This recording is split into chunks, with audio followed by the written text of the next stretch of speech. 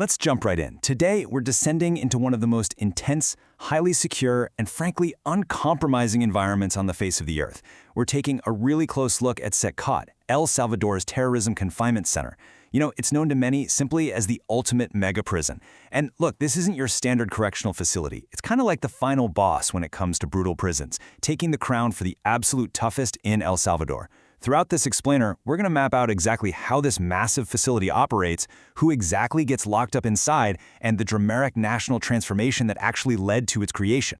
Comfort and well-being do not exist in here. It's a black hole. Wow. That chilling quote really perfectly captures the grim reality of this place. When the most notorious gang members from groups like MS-13 and Barrio 18 walk through these doors, they are meant to disappear from society. Forever. This facility was built specifically to house the absolute worst of the worst. There's virtually zero rehabilitation here, and there are absolutely no second chances. They enter, and it's basically like they just become part of a human mass that might literally never see the outside world again. Okay, let's dive right into this and look at part 1, the fortress. So to really wrap our heads around CECOT, we have to start with the sheer scale of its exterior. It's a multi-layered ordeal engineered to ensure that once you're inside, there is zero chance of getting out. First up, you've got heavily armed military checkpoints. I mean, just approaching the facility is a massive hurdle. Second, if you're somehow cleared to enter, and hey, this applies to literally everyone, officials, visitors, even the media, you have to go through strict X-ray body scans designed to catch even the absolute smallest hidden objects. And third, get this, military-grade signal jammers block all communications within a full 2-kilometer radius. No phone calls, no internet, nada. Absolutely nothing gets in or out without explicit permission. The whole place is just totally isolated. Now, you might be wondering, what exactly keeps the inmates inside? Well, this number really says it all. 15,000. That's the massive voltage pulsing right through the electric fences that top the towering 9-meter-high concrete walls surrounding the entire perimeter. When you add that to the 19 heavily manned watchtowers packed with armed guards and military-grade surveillance, physical escape doesn't just become difficult, it becomes utterly 100% impossible. No way. Let's move to part 2 and see how this builds. Section 2, the black hole. All right, so descending past those double security walls and the razor wire, we step directly into the 8 massive housing units. And the claustrophobia here, it is intense. Each cell module was originally designed to hold about 80 inmates, but the reality on the ground, they're often packed with up to 150 people. Just imagine that severe, intense overcrowding. Prisoners are stripped down to nothing but white shorts and slippers, and they're forced to just sit shoulder to shoulder on the cold concrete floor. They've barely got enough physical room to even move around while they just sit there, waiting to be processed. The daily conditions in here are meticulously designed to strip away all comfort and really all identity. You know, there are absolutely no mattresses or pillows to be found, just bare steel bunk beds stacked 4 levels high.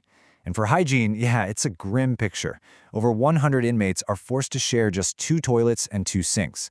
That means they often have to bathe in the exact same spot where they relieve themselves. Plus, there's no running water in the cells, just a single blue barrel provided for both drinking and washing. Medical care, it's almost non-existent. And perhaps the most intense part of the whole shebang, they are locked up 23 hours a day under constant, glaring bright lights. There is no darkness, no privacy, and absolutely nowhere to hide from the guards who are watching them 24/7. Actually, the only time inmates ever experience darkness is when it's used as a form of punishment. If they're removed from those brightly lit mass cells we just talked about, they're either going for a court hearing or they're sent right here, solitary confinement. It's a small, pitch-black cell where the sensory deprivation just goes into absolute overdrive. Completely cut off from all light and interaction, inmates in here just completely lose all sense of time. And the food, well, even the meals are engineered strictly for survival, with a super grim and highly repetitive menu. Breakfast is the exact same thing every single day. Beans, rice, and a hard-boiled egg. Then lunch and dinner, just plain rice and pasta washed down with a sugary drink. And to eat it, there are 0 utensils provided. Inmates literally eat with their bare hands, and they're required to clean their plastic trays entirely before handing them back. It's really just enough nourishment to keep a person alive, and nothing more. Moving right along to part 3, the inmates. Now, what's really interesting about this is who exactly populates this concrete fortress. We are talking about heavily tattooed men who were once El Salvador's absolute most feared criminals. The contrast is really profound. Take this gang leader, known by the street name Psycho. He openly admitted to ending over 50 lives. And the darkest part?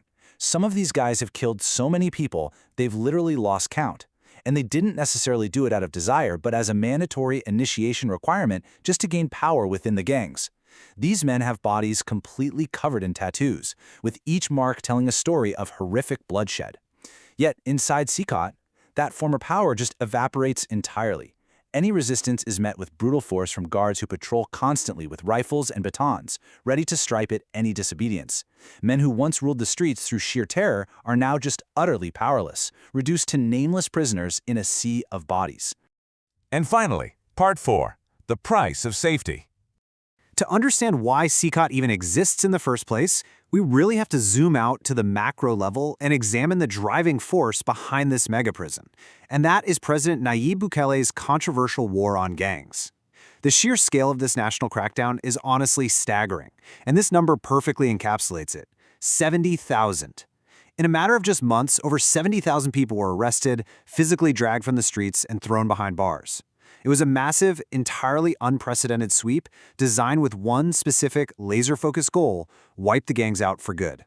This rapid transformation of El Salvador really kicked off in March 2022, which is when President Bukele declared a state of emergency. Months later, as we just saw, those massive sweeping operations resulted in the arrest of over 70,000 individuals. And present day, well, the direct result has been a historic, dramatic drop in the country's homicide rate. We're talking about a nation that once suffered one of the highest murder rates in the whole world, suddenly watching extortion and street killings virtually vanish. Citizens could finally, after years of fear, feel safe again. And because of this drastic transformation, to most Salvadorans, the president is seen as an absolute hero. President Bukele's approval ratings are sky high right now. He declared a victory, promising that criminals would never again terrorize his people. And in the eyes of the vast majority of his citizens, he was absolutely true to his word. The majority of the public strongly supports his uncompromisingly tough stance simply because it brought long-awaited, tangible safety right back to their daily lives.